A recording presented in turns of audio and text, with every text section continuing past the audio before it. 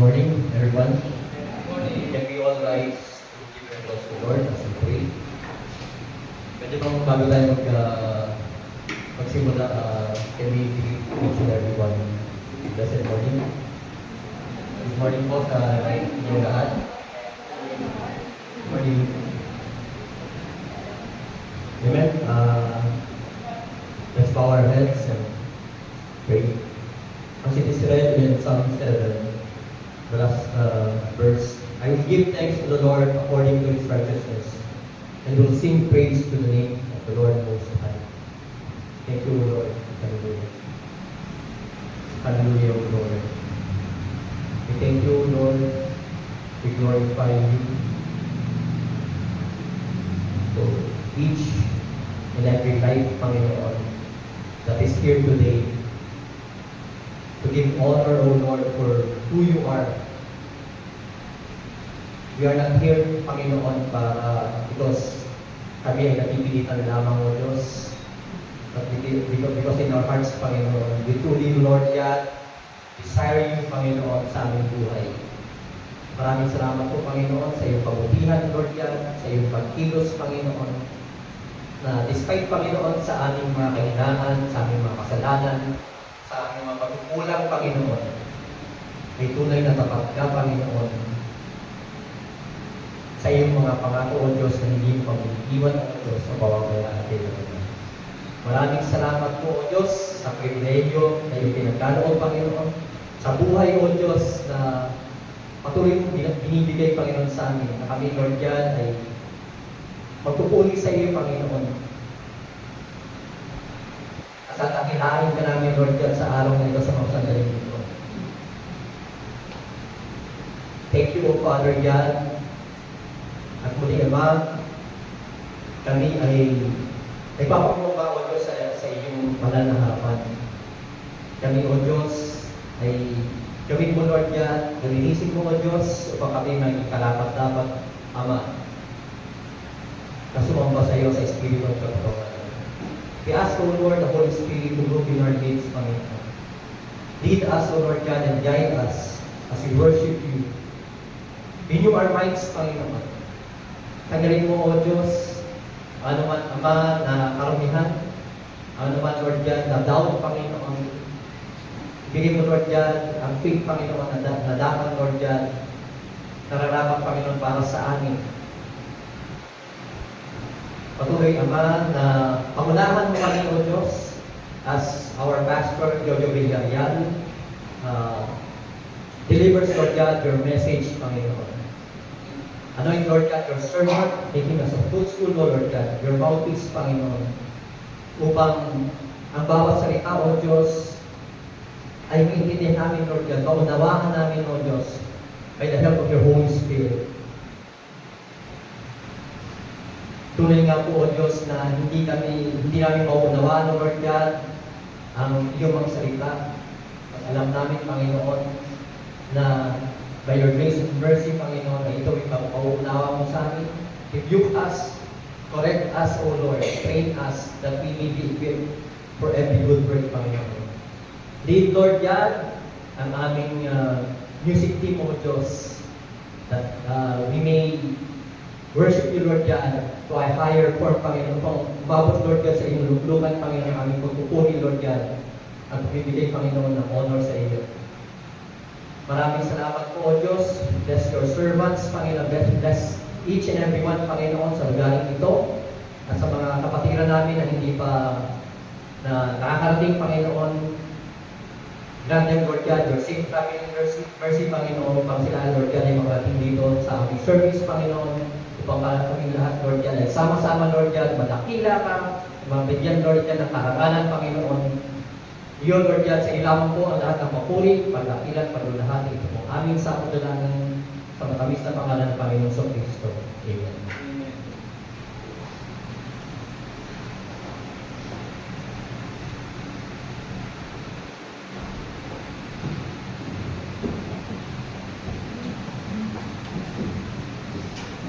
Morning po mga kapatid, SDF family.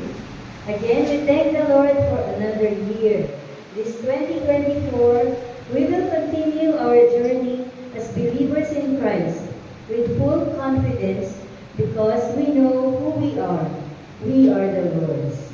Psalm 17:3 says, I have resolved that my mouth will sing. We ought to pray with David. May the words of my mouth and the meditation of my heart be pleasing in your sight, O Lord, my rock and my redeemer. Psalms 19:14. We are resolved to follow our Savior. We should no longer linger and be charmed by the world's delight. We should hasten to Him. Hasten so glad and free, as part of the message of our first song this morning. Let us all sing. I am resolved no longer to linger, charmed by the world's delight. Things that are higher, things that are nobler, these have allured my sight. I will hasten to Him, hasten so glad and free. Jesus, greatest, highest, I will come to Thee. I am resolved to go to the Savior, leaving my sin and strife. He is the true one, He is the just one, He has the words of life. I will hasten to Him, hasten so glad and free. Jesus, greatest, highest, I will come to Thee. I am resolved to follow the Savior, faithful and true each day. Hear what He saith, do what He willeth, He is the living way. I will hasten to Him, hasten so glad and free. Jesus, greatest, highest, I will come to Thee. I am resolved to enter the kingdom, leaving the paths of sin. Friends may oppose me, foes may desert me, still will I enter in. I will hasten to Him, hasten so glad and free. Jesus, greatest, highest, I will come to Thee. I am resolved, and who will go with me? Conference without delay. Taught by the Bible, led by the Spirit, we'll walk the heavenly way. I will hasten to Him, hasten so glad and free. Jesus, greatest, highest, I will come to Thee. Amen. 2 Timothy 1:12 says, For this reason I also suffer these things, but I am not ashamed, for I know whom I believe, and I am convinced that He is able to guard what I have entrusted to Him until that day. Let us sing our second song.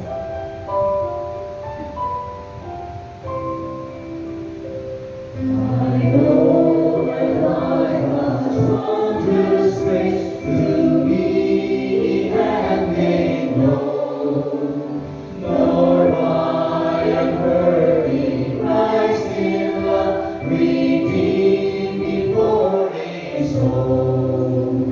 I know I have believed,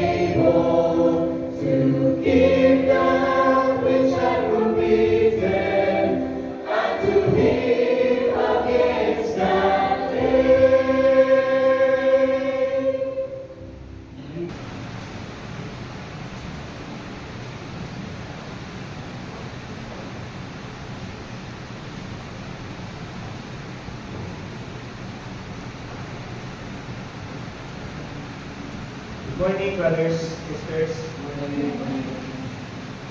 Again, we will read the word of the Lord.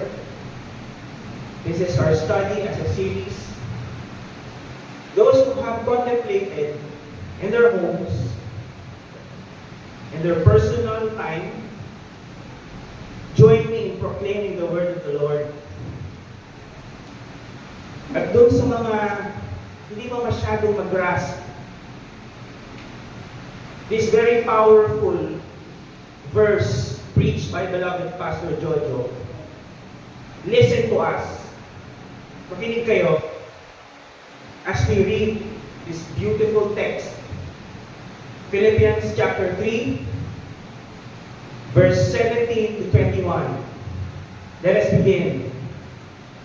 Brethren, join in following my example and observe those who walk according to the pattern you have in us.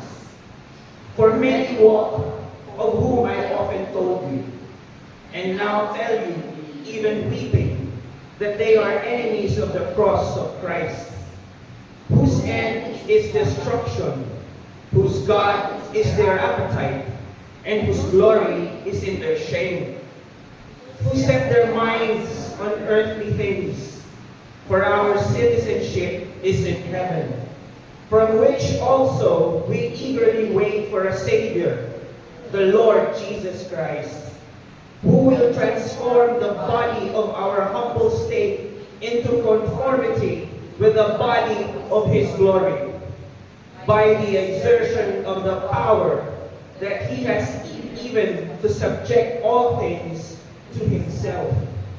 Maraming pong salamat at inaalaw ninyo babasa pa sa panahon ngayon ang inyong mga salita. Maraming pong salamat, Panginoon Jesus.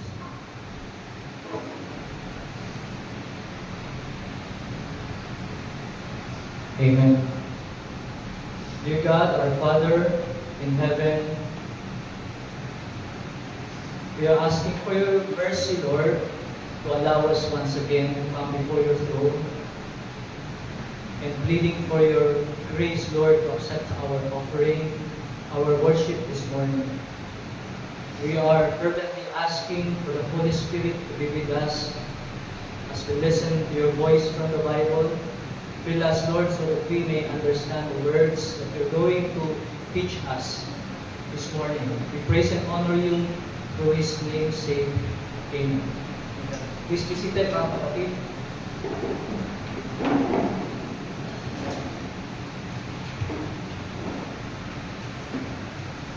Yan yung basahin ko sa Filipino o Tagalog ang ating scripture reading this morning. We have been learning about this particular passage in scripture, and alam natin na hindi kagad natin makontain sa isang meeting lamang, isang assembly lamang ang passage nito, because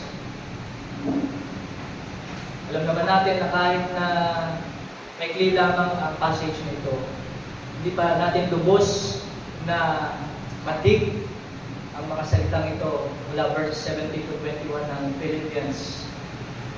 Nevertheless, as God allows us, ang ating napapag-aralan ay sapat para sa araw na ito. Ito ay hango sa Biblia 2001. Sabi ni Apostol Pablo, mga kapatid, kayo'y magkaisang tumulad sa akin at tandaan ninyo ang mga lumalakad ng gayon, ayon sa limbawang nakikita nyo sa amin. Sapagkat marami ang mga lumalakad na siyang madalas kong sabihin sa inyo. At ngayon sinasabi ko sa inyo na may pagluha, na sila ang mga kaaway ng krus ni Kristo. Ang kanilang kahinatnan ay kapahamakan, ang kanilang tiyan ang kanilang Diyos, at ang kanilang kahihiyan ang kanilang kapurihan, na nakatuon ang isip sa mga bagay na makalupat, sapagkat ang ating pagkamamamayan ay nasa langit. Mula roon ay hinihintay naman natin ang tagapagligtas, ang Panginoong Jesucristo, na siyang magbabago ng ating hamak na katawan upang maging katulad ng katawan ng kanyang kaluwalhatian, ayon sa kapangyarihan na kumikilos sa kanya upang mapailalim sa kanyang sarili ang lahat ng mga bagay. Ito ang salita ng Diyos. It's a blessed morning indeed that we can continue our study in this passage of Scripture. Just to refresh your mind, for believers, it is crucial for us to embrace the doctrine of the incarnation of the eternal Son of God, who became human being. So meaning, the eternal Son of God who was Spirit became human being. At nangyari yan in perfect time, 2,000 years ago, pinanganak siya sa isang kaaba-abang na sabsaban in a manger upang ipakita na handa siya magbigay ng kanyang buhay sa kanyang mga tao.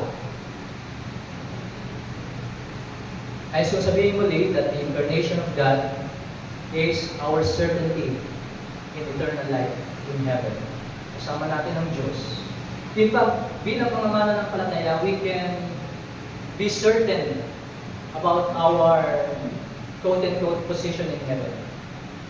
Though we are not worthy of anything good from the Lord, but by His grace and grace alone, ay nakamtan natin sa pamamagitan ng kabayaran na ginawa ng kanyang bugtong na anak na si Jesus. It was indeed a just demand of the Father that the Son of God became human being, the incarnation of the eternal Son of God, and to die on the cross of Calvary, only to die for you and me. And the Father was utterly satisfied for what the Son has done on the cross for His own people. Yan, napaka-importanting doktrina yan na dapat nasa bloodstream na natin yan, so to speak. Hindi nyo dapat kalimutan, hindi natin dapat kalimutan. Sapagkat sinasabi dito sa salita ng Diyos, especially when you reach to verse 21 of Philippians chapter 3, there is certainty for believers, for us in heaven. To refresh your mind, just to refresh your mind, Ephesians chapter 2, in verses 1 to 10, gives us a certainty that indeed believers regenerated by the Holy Spirit, though nung hindi pa tayo nakakakilala sa Kanya, according to verses 1 to 3, we were dead in our trespasses and sins, and we formerly walked, tayo namumuhay, according to the course of this world, and according to the Spirit who is now working in the sons of disobedience. Doon tayo lumalakad sa lakarin na yon na hindi nais ng Panginoon at laban ng Panginoon sa mga lakarin yon. And we formerly lived in the lust of the flesh, and we give glory and honor to our own flesh. And therefore, we were children of wrath. And therefore, kapag na-encounter natin yan, truth na yan, though hindi yan tinatanggap ng mundo that we were children of wrath, but it's true. It's a truth that everyone ought to embrace, ought to accept. Though sasabihin nga natin na hindi tinatanggap ng mundo, but it's a truth. And the reason why we need to embrace the truth, kung tayo ay mapagpakumbaba sa Panginoon, I believe that that's the first step towards salvation. Kasi kapag hindi mo tinatanggap na ikaw ay makasalanan, and then you are a child of wrath, then sabihin, arrogante ka pa rin at hindi mo kailangan ng pagliligtas ni Kristo. Because para sa sarili mo, mabuti naman akong tao. Paano ko magiging child of wrath? Again, ano bang mahalaga? Yung ano yung palagay mo? O ano yung sinasabi ng Diyos na katotohanan na matatagpuan sa kanyang salita sa Biblia? Ang may final say, lagi ang Diyos. So kung ganyan ang truth, then kung tinatanggap niya ng tao makasalanan, then that's the first step. Magsisisi ako ng kasalanan ko. Diba, yun ang sinasabi ni Jesus Christ sa kanyang John the Baptist na repent and believe the gospel. Which is referring to Jesus Christ himself because he is the gospel. The death and the resurrection of Christ.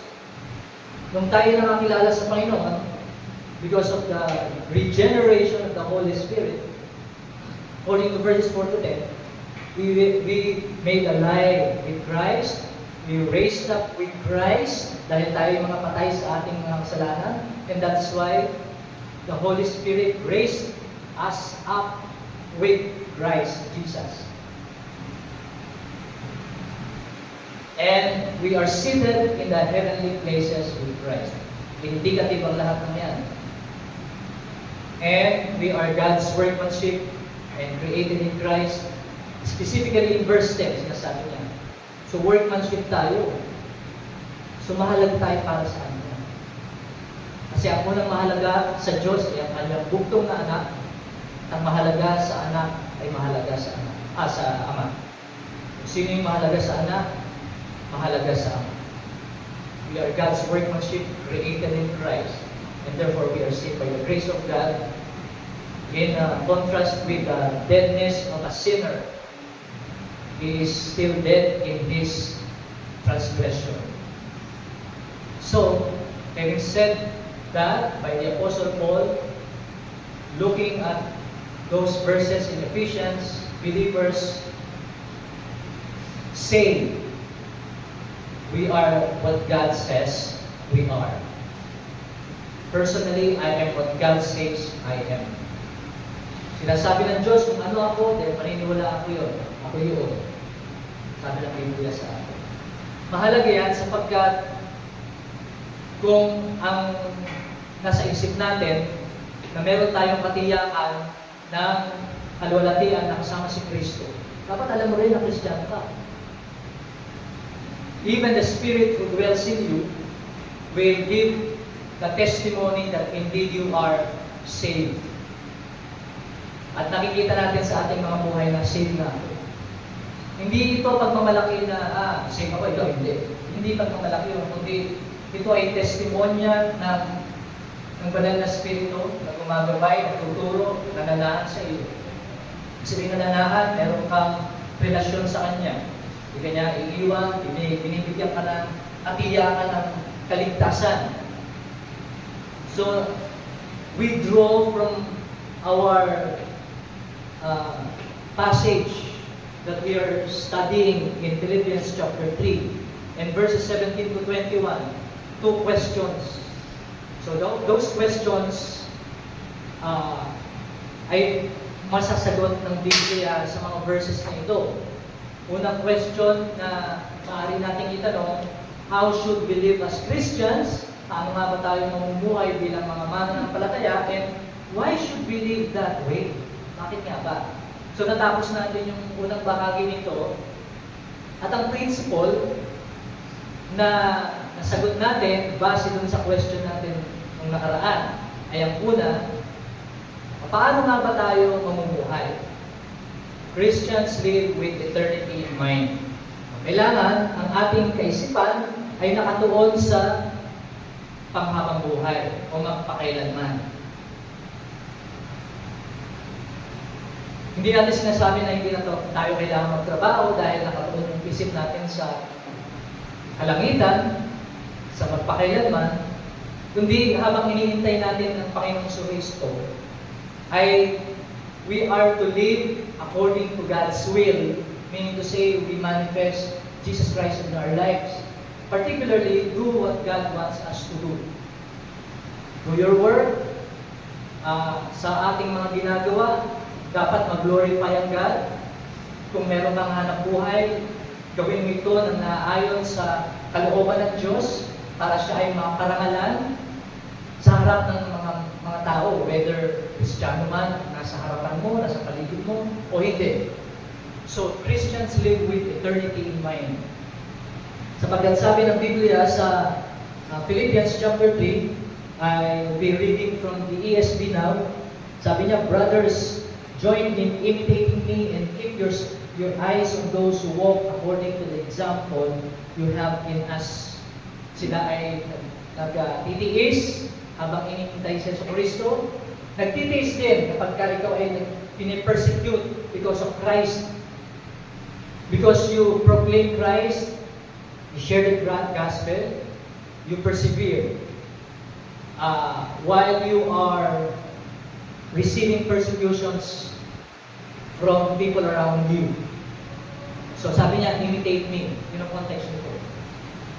At habang inintay natin ang Panginoon, talagang excited din tayo kahit na tayo ay nakakaranas ng kapighatian dahil para sa ating Panginoon. Alam mo, iisipin mo kung ang isip natin ay nakatuon sa langit, talagang sasabihin mo, hindi ko maaaring bilangin sa aking mga daliri ang kalwalatian na kasama ko ang Panginoon sa Kristo magpakailanman. Kumpara sa anumang challenges o pighati na iyong nararanasan sa buhay na ito. Maaari mo bang bilangin ang eternal life with Christ? Hindi maaari. Sapagkat kaya nga hindi mo ikukumpara ang buhay natin dito sa buhay na iyong matatamo. Kaya dapat ang isip natin na nakatulad sa langit.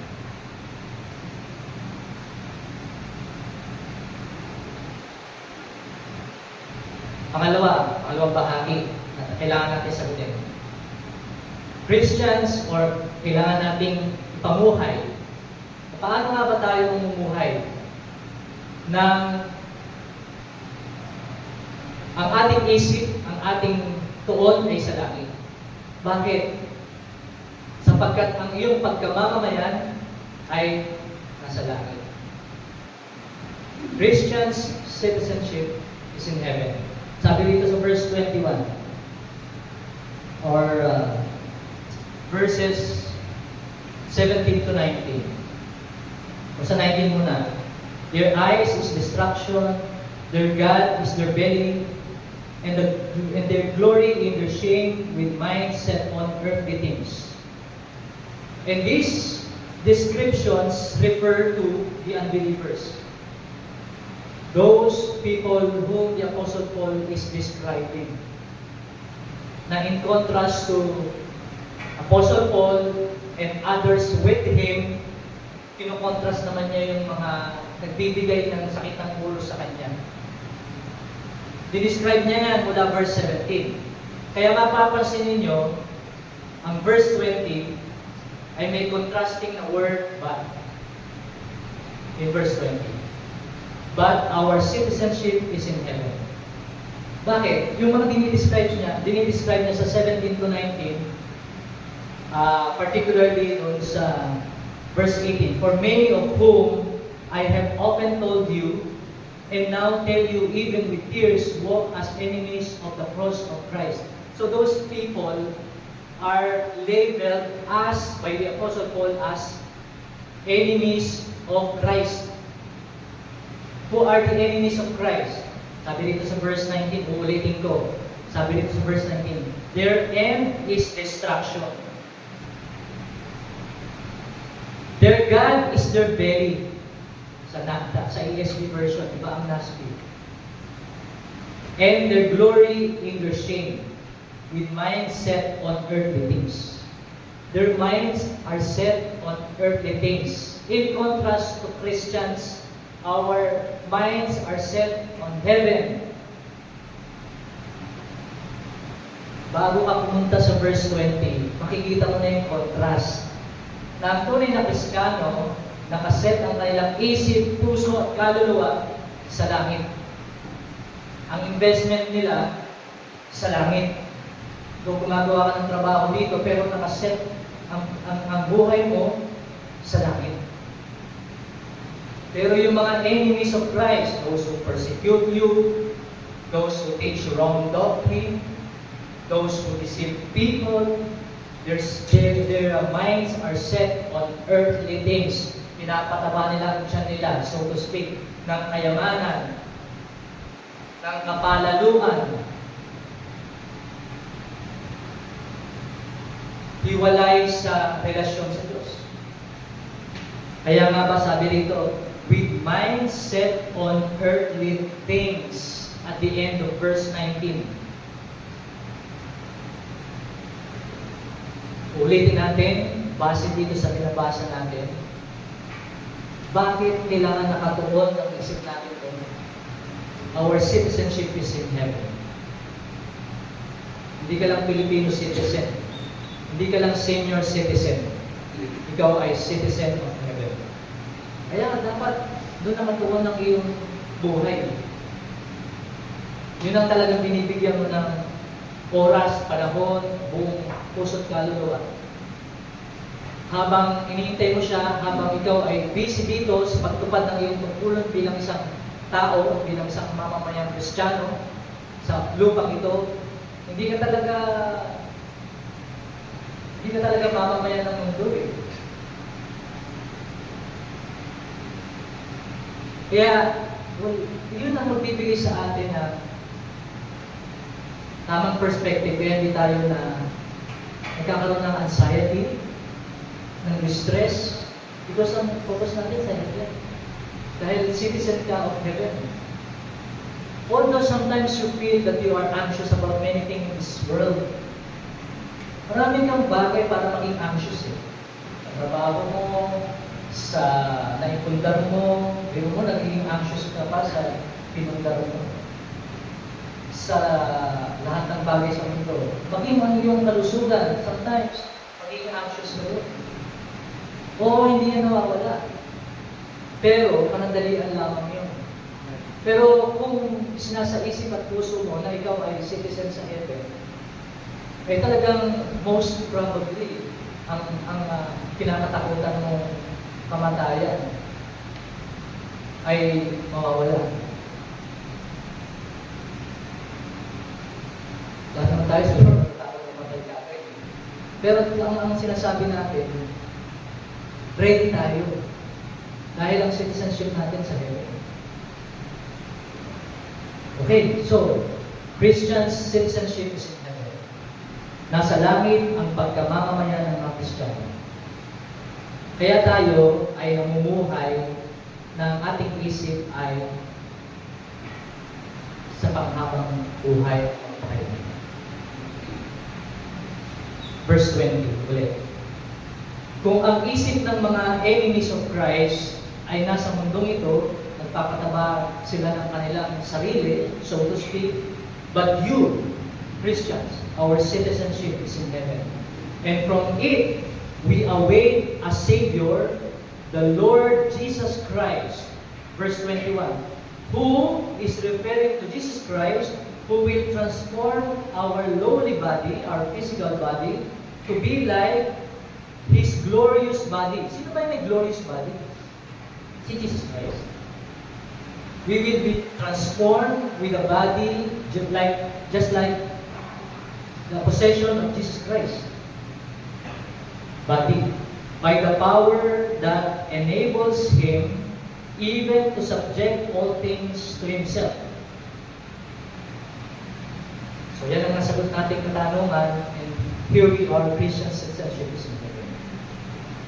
Kaya natin, because this is part 2, beginning verse 20. So bilang mga mananampalataya ng ating pagkamamamayan ay sa langit, Christians are eagerly waiting for the Lord Jesus Christ. Talaga bang eager ka na iniintay mo ang Panginoong Hesus Kristo? Sa ESV version, ang words na ginamit niya ay walang eagerly. Sinabi ng ESV, we await a Savior, the Lord Jesus Christ. Now, the word await is apekdekomai, which means assiduously, and patiently to wait for the return of the Lord Jesus Christ. Assiduously is synonymous to the word diligently. Diligently and patiently waiting for the return of Christ, which is also means eagerly used by the NASB version. eagerly. Ikaw ay matyagang naghihintay, pero yung matyaga patiently. Masigasig, masipag, na nag-aantay sa pagdating ng Panginoong Kristo. Ang tanong talaga bang tayo ay masigasig, nag-aantay kay Kristo? Yun ang laging tanong dito. Because present indicative siya. Sa Greek, it means that it is a character of Christians that they are eagerly awaiting for the return of Christ. Karakter yun. Indicative, naglalarawan sa mga Kristiyano talagang we are eagerly awaiting for the return of Jesus Christ.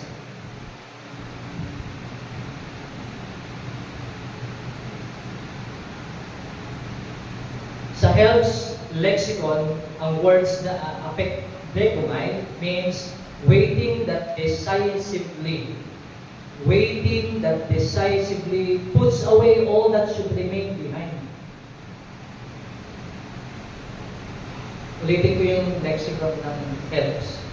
Waiting that decisively puts away all that should remain behind. Hindi tayo anxious kasi kung ano yung maiiwan natin. Pwedeng maiwan natin yung kayamanan natin ay pundar o kung ano mang bagay. O maging yung mga kamag-anak natin. Kaya importante yung words nito apekdekomai. Christians eagerly waiting for the Lord Jesus Christ. Kumbaga wala sa isip mo kung ano yung maiiwan mo. Kasi haharap ka sa Panginoon Pero, we cannot deny what the Apostle Paul and other authors of the Bible tell us that in the New Testament, na maaaring hindi lahat tayo o hindi tayo makaranas ng kamatayan physically because maybe the Lord will come us in the twinkling of an eye, we will be gone, we will be raptured, and our bodies will be transformed in glorious bodies. Pero ang attitude ng mga Kristiyano, eagerly waiting for the Lord Jesus Christ. And there's a verse or a passage in the Bible that answers the question, how do you actually wait eagerly for His coming? 2 Peter chapter 3, verses 11 to 14 says, pero ito muna, babasahin ko yung una para malaman natin yung context. Dito sa verses 3, beginning verse 3 of 2 Peter chapter 3. While waiting for the Lord, 2 Peter chapter 3 verse 3 to 14 answer that question. Knowing this first of all, that scoffers, meaning the mockers, ridiculers, or the enemies of Christ, come in the last days with scoffing, following their own sinful desires, like what the Apostle Paul is telling in Philippians chapter 3, the enemies of Christ. They will say, where is the promise of Jesus Christ coming? So nagdududa sila, no? That is one character of the enemies of Christ. They will put you doubt in the anticipated coming of Christ. So sabihin na, asan na ba yung pagdating ni Yeso Cristo ang sinasabi niya? So kung wala silang ganung mindset na nasa kalangitan at nasa walang hanggan, babaliwalain nila ang salita ni Cristo na hindi naman siya darating walang nakakaalam kung darating talaga siya. Hindi siya darating. Kaya hindi sila naghahanda. Ang tunay na Kristiyano, naghahanda. We are preparing for the coming of the Lord. And it's very clear in the Bible, the teaching of the Bible, that we are to sanctify ourselves while we are waiting for the return of Christ. Sanctifying, anong ibig sabihin mo ulit? We are set apart from this world. What the world does, we do not do. O titingnan nyo na lang, kung anong ginagawa ng mundo, hindi natin yung ginagawa. O sa context ng sinasabi ko, ano ba yung masamang ginagawa ng mundo? Hindi natin gagawin. While we are waiting for the Lord's coming, we are to set apart from Him. But the mockers, the scoffers, those who are, according to the Apostle Paul, the enemies of the cross of Christ, they are scoffing. They will say, where is the promise of His coming? For ever since the fathers fell asleep, nangamatay na sila, all things are continuing as they were from the beginning of creation. For they deliberately overlooked this fact, that the heavens existed long ago, and the earth was formed out of water and through water by the word of God. So binibigay sa atin ni Peter yung account ng creation. O ganito ginawa yung mundo, ito nangyari, ito yung paglikha ng Panginoong Diyos. Sabi niya, hanggang verse 5 ng 2 Peter, and that by means of this, the world that then existed was deluded or deluged with water and perished. So, binigay niya pa rin yung account na the great big flood. So, nabura ang mundo, sabi niya, by the flood. Verse 7, but by the same word, the heavens and the earth that now exist are stored up for fire. Take note. Though nag-revive ang mundo, ang sanlibutan, dahil nawala na yung baha,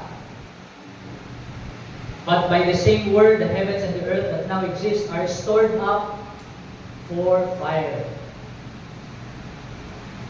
Ano ibig sabihin muli ng fire? Dalawang ibig sabihin ng fire. Cleansing.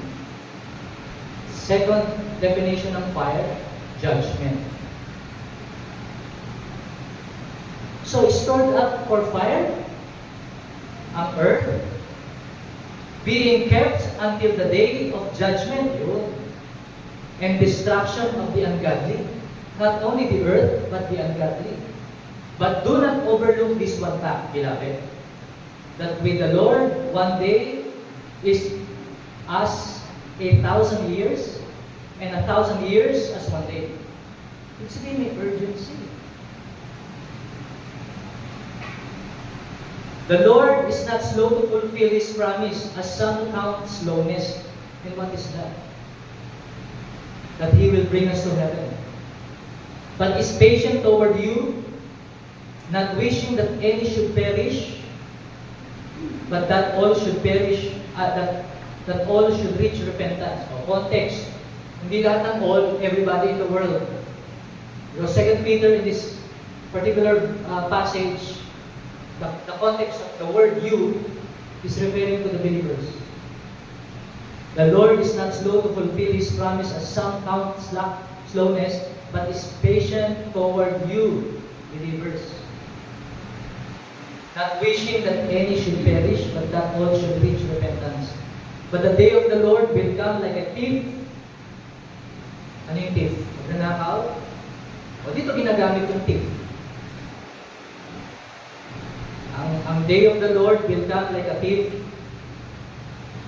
Pag dumating pa yung magnanakaw, makakatumbang mo na, nagpapaalam, darating ako Hindi. So, ang day of the Lord will come like a thief. Hindi siya magpapaalam kahit kailan niya gusto bumalik. So, kung hindi natin alam kung kailan siya babalik, maghahanda ka o hindi? Maghahanda.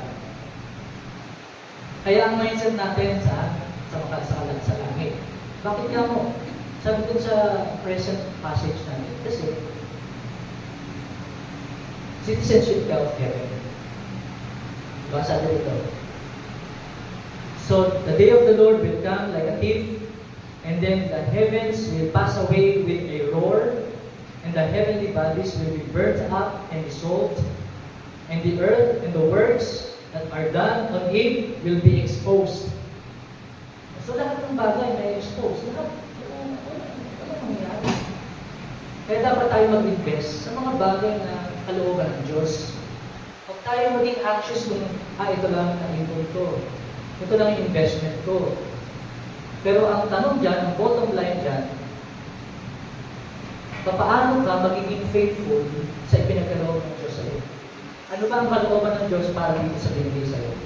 Oops, hindi ibinigay, ipinagkatiwala.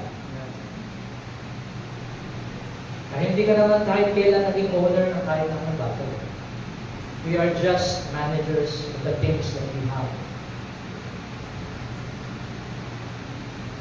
Verse 11, yan ang sinasabi natin. Since all these things are thus to be dissolved,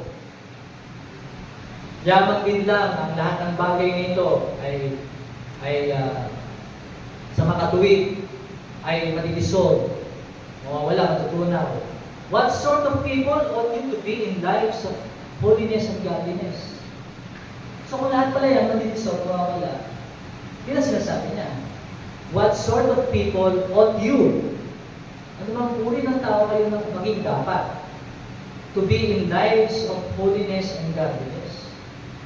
So since ang mindset natin nasa Panginoon, dun sa Philippians tayo, chapter 3 yung ating binabasa. Since ang mindset natin dapat nakatuon to, indicative sa ating lahat that we are eagerly awaiting for the coming of the Lord Jesus Christ return. Because we are citizens of heaven. So while we are waiting eagerly, apekte kumay,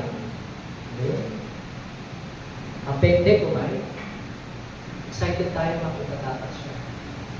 Naghahanda tayo. Yung buhay natin ought to be in lives of holiness and godliness.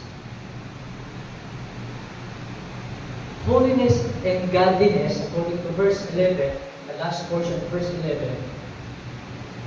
similar yung godliness and holiness. Because if you are to live godly, you are to set yourself apart from the world. So waiting for and hastening the coming of the day of God, who is referring to Jesus Christ Himself, because of which the heavens will be set on fire and dissolved, and the heavenly bodies will melt as they burn. But according to His promise, we are waiting for new heavens and a new earth in which righteousness dwells. Verse 13. Therefore, beloved Christians, regenerated by the Holy Spirit, since you are waiting for this, be diligent to be found by Him without spot or blemish or wrinkle, and at peace. Because remember, according to the Bible, you are a bride of Christ. We are waiting for the groom. Sino ba yung groom? Si Jesus Christ. We are the bride of Christ as a body of Christ. We are waiting for Him. Be diligent to be found by Christ Jesus without spot or blemish or at peace. And at peace. Sa lang naman sinasabi ng Kristo sa kanyang mga salita, sa mga mananampalataya, isipin natin mabuti. Paano ba tayo tunay na magiging diligently awaiting for Jesus Christ's return? Indicative present yun, dapat nakikita sa buhay natin. Ano ulit yung indicative? Statement or phrase of truth. Truth, dapat nakikita yung katotohanan that we are eagerly awaiting for the return of Christ. Otherwise, Christian ba ako? Ba't hindi ako excited? Why am I not eagerly awaiting for the return of Christ? Kasi kung iniisip natin yon at tatanungin natin sa Panginoon niya, Lord, bakit hindi ako doon? Then the Lord may change your mind. And tuturuan ka niya at i-remind ka niya, sabi nga sa prayer kanina, nawa i-rebuke tayo ng Diyos, i-correct tayo ng Diyos, kasi kailangan natin yun di ba? Lagi. Hindi naman lagi natin natatandaan yung mga salita ng Diyos hanggang sa tayo ay maturuan, tayo ay masaway, ma-rebuke, o tayo ay makorek ng Biblia. Maybe some of us are not so familiar with this, but again, Christians, ang mindset natin nasa kalangitan, nasa magpakailanman, because we are citizens of heaven. That's principle number 2. And if we are citizens of heaven, we eagerly await for the return of Jesus Christ. Practically, Therefore, beloved, since you are awaiting for this, be diligent to be found by Him without spot or blemish or wrinkle and at peace. Kaya sinasabi ito, prophetic kasi ito eh. Eschatological ang kulay nito eh. Sabihin, in the future, hindi mo naman alam kailan ang future, baka ngayon, mamaya. Diba? So, ibig sabihin, oo nga, ito yung description ng isang bride na ikakasal. Ang mindset talaga na ang ikakasal, nakaputi kasi it represents, di ba, yung being blameless and without spot or wrinkle. So, tayo handa na ikasal, toe and toe, sa groom. Kay Jesus Christ. Ay handa natin ang sarili. Ang focus natin sa Panginoon, sa kalangitan, dahil citizenship of Heaven. Citizen ka ng Heaven. Ano man ang ginagawa natin, itanong natin, Lord, nag-glorify ka ba dito sa ginagawa ko ito? O kailangan mo tanggalin ito dahil hindi ka nag-glorify? Kasi mababaliwala yun, hindi yung bibilangin. So, nag-invest tayo ng time natin sa isang bagay na hindi naman napuri-puri sa Diyos. Baka nga. Obviously, kapag naghahanap buhay ka ng paraan, makapuri-puri sa Diyos. If you are providing for your family, that's kapuri-puri sa Panginoon Diyos. Bakit titigil mo yan? In fact, sabi ng Biblia, mas masawag pa sa mga believers kapag hindi ka nagpo-provide sa iyong sarili ng pamilya. Example lang naman yung sinasabi ko. No? Kasi inisip natin, ano ba yung mga specific ways para while awaiting for the coming of Christ, the return of Christ, then kailangan kong ipagpatuloy yung mga bagay na ginagawa ko, nakapuri-puri sa Panginoon. Huwag nating aalisin yung pag-serve natin sa Panginoon, whether in the context of the assembly or when you are facing difficulty in proclaiming Christ before unbelievers. Ano pa ang isang indicative na we are citizens of heaven. We are not only eagerly waiting for the Lord Jesus Christ to return, but it is also indicative of Christians. Itong bagay nito. The Lord Jesus Christ will transform our body. We are looking forward to that truth, indicative siya eh. Dahil ito ay future indicative, kanina, we are awaiting eagerly for the return of Christ, present indicative yun. Ibig sabihin, laging nakikitaan dapat sa atin, lagi. Pangalawa, pangalawang indicative, pangalawang katotohanan, in the future, the Lord will transform our body. Future indicative. Diba? Kung alam natin yung account sa Biblia, kung paano binuhay ng Holy Spirit ang katawan ni Jesus Christ sa tomb 2,000 years ago, it was the Holy Spirit who raised Jesus Christ's body from the dead.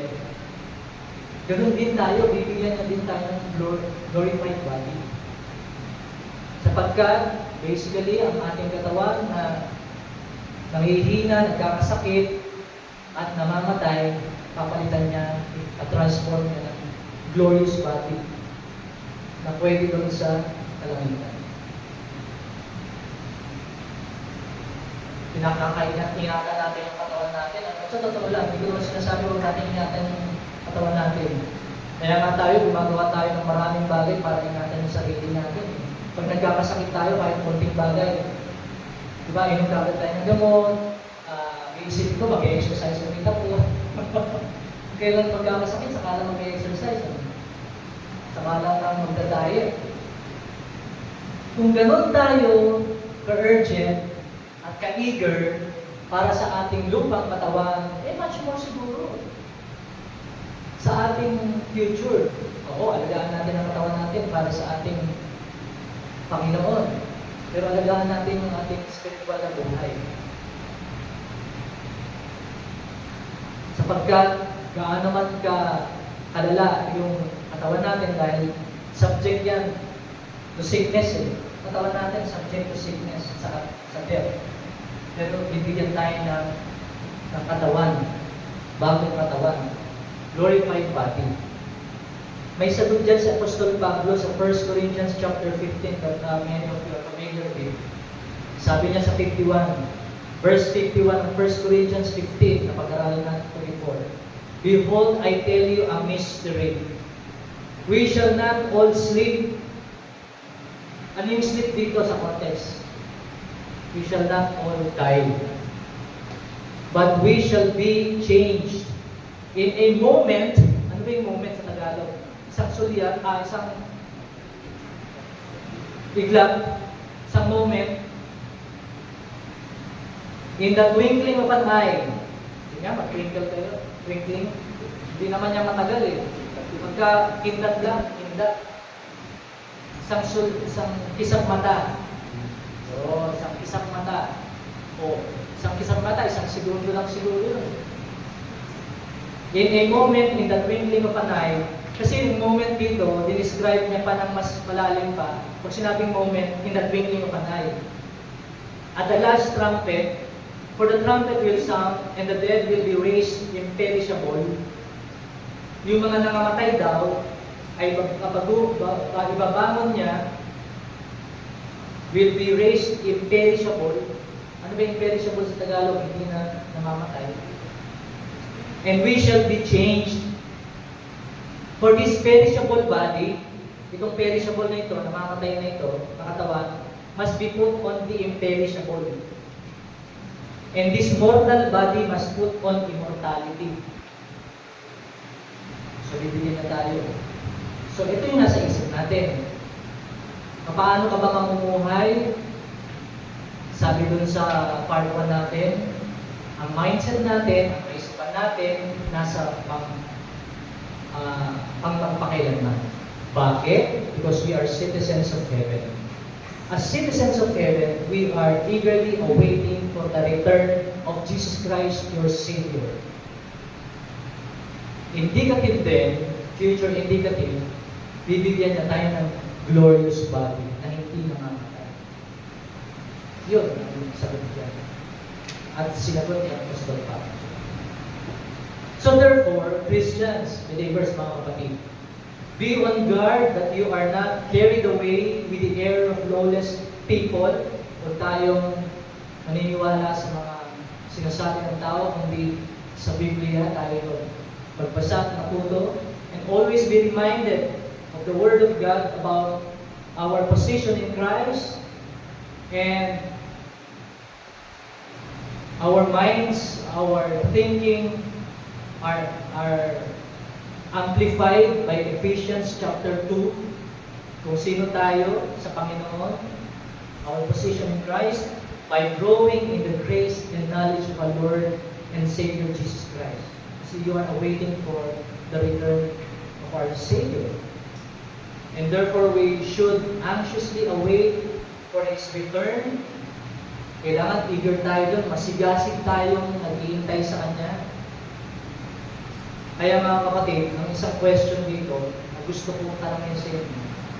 Have you ever been looking forward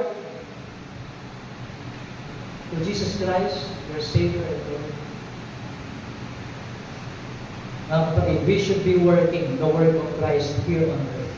And remember, pag sinabing kingdom of God, we are actually living in the kingdom of God as long as we do God's will.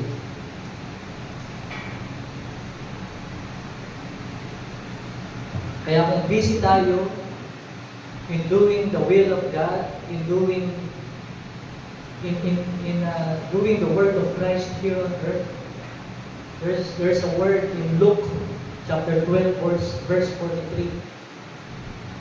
At ang sabi nito sa Luke 12:43, blessed is that servant whom his master will find so doing when he comes. Kung tayo ay masigasig, busy tayo sa paggawa ng kanyang kalooban dito sa mundo while we are awaiting for His return. Mga kapatid, ito ang mga salita ng Diyos na natutunan natin sa Philippians chapter 3 verse 17 to 21. Kaya mahalaga sa atin na si Kristo ay nagkatawang tao. Ibinigay niya ang buhay sa atin, namatay siya bilang buhay na handog para sa atin upang magkaroon tayo ng katiyakan ng ating buhay sa langit. And therefore, Christians, ang mindset natin, Christians live with eternity in mind. Hindi lang yon, Christian citizenship is in heaven. Praise the Lord for that. Dear Father in heaven, thank you for your words in Philippians chapter 3, verses 17 to 21. Thank you for giving us specific steps, Lord, na kailangan namin gawin upang mabigyan ka ng kalwalatian.